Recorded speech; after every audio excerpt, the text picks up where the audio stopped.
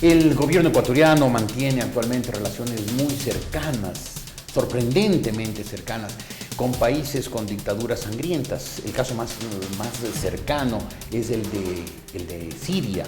Ahí pues el gobierno de la familia El Assad está perpetrando una masacre contra su pueblo, que como parte de la primavera árabe se ha levantado contra estos gobiernos que duran y perduran por años y por décadas. ¿Tiene esto alguna explicación política, alguna explicación geopolítica, alguna explicación estratégica para que Ecuador tenga relaciones tan cercanas, casi carnales, con países de tan dudosa concepción democrática? El doctor Alan Catty, un experto en temas internacionales, en temas de historia, además está hoy en la República.es. ¿Cómo está usted, doctor Catty? Buenos días. Muchas gracias, Jorge. ¿Hay alguna explicación para que el Ecuador tenga relaciones con Irán, con Siria, haya apoyado a Libia hasta el último instante? ¿Cómo lo ve usted?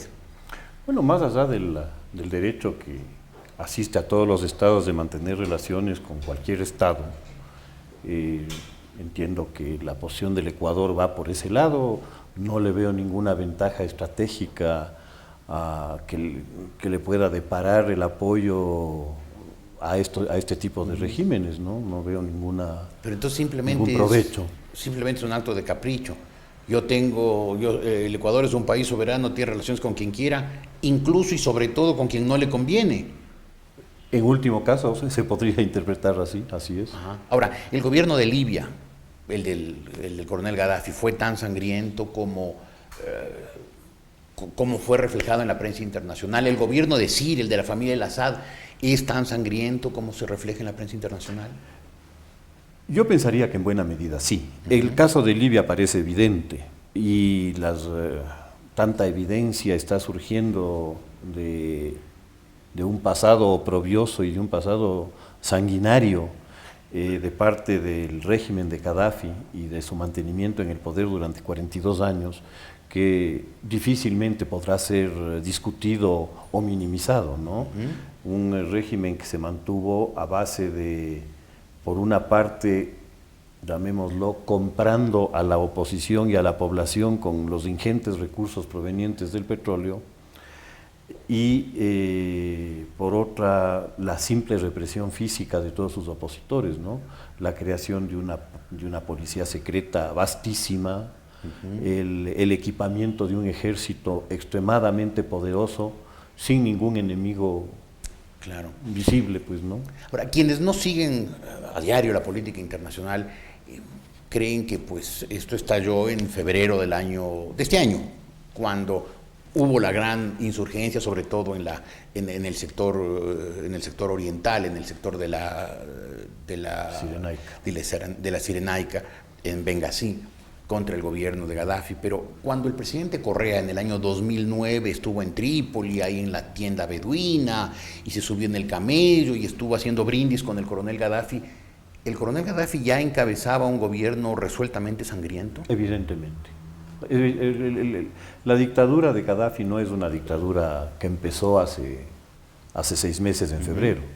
Es una dictadura de 42 años. Claro, pero en su primera época, cuando alentaba el terrorismo, cuando hubo lo de Lockerbie, era una dictadura, evidentemente dictadura.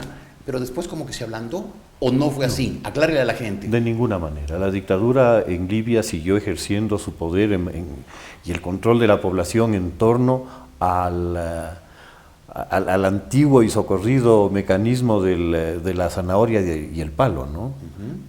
Zanahoria para quien estaba a favor o se casaba en su oposición, y el palo para quien se oponía. Y la represión en Libia nunca cesó, nunca ha cesado. ¿De qué otra manera se explica la necesidad de semejante extensión de policía secreta y ejército? ¿Y de qué otra manera se explicaría que haya toda una guerra civil simplemente para sacar a un gobierno que tiene 42 años? Que ha estado 42 años en el poder.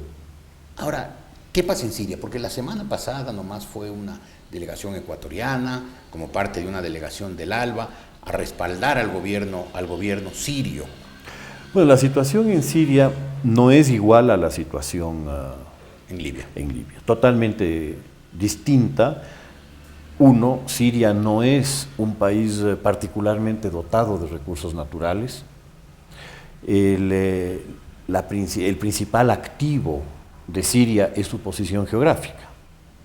De hecho, una de las principales fuentes de ingreso de Siria es una regalía que se le paga al gobierno por el paso del petróleo por oleoductos que atraviesan el territorio sirio para llegar al puerto de Latakia y ser exportados básicamente a Europa, ¿no?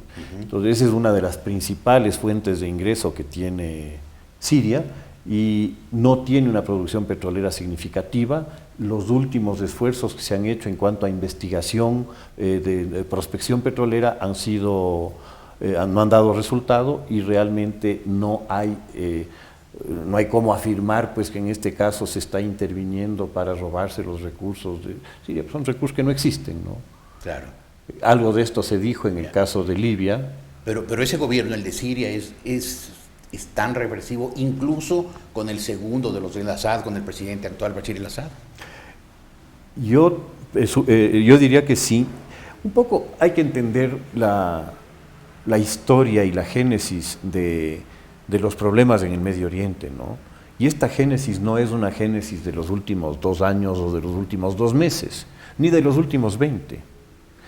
El Oriente Medio, con absoluta certeza, es la zona más conflictiva que ha visto el mundo a lo largo de su historia.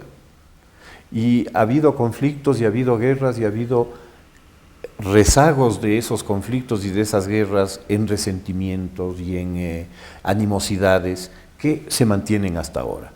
Y un poco la comprensión de qué es lo que sucede en Medio Oriente exige una investigación, una profundización en las causas y en las razones de las cosas.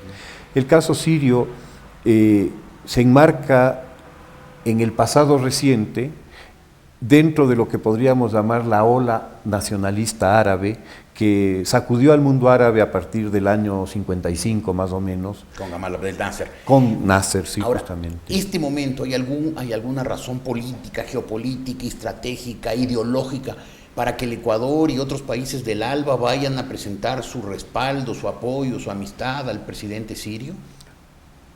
Más allá del hecho de que el gobierno sirio se proclama socialista y de que el partido Baas se proclama partido socialista, a la manera socialista que concibe el partido Baas las cosas, ¿no?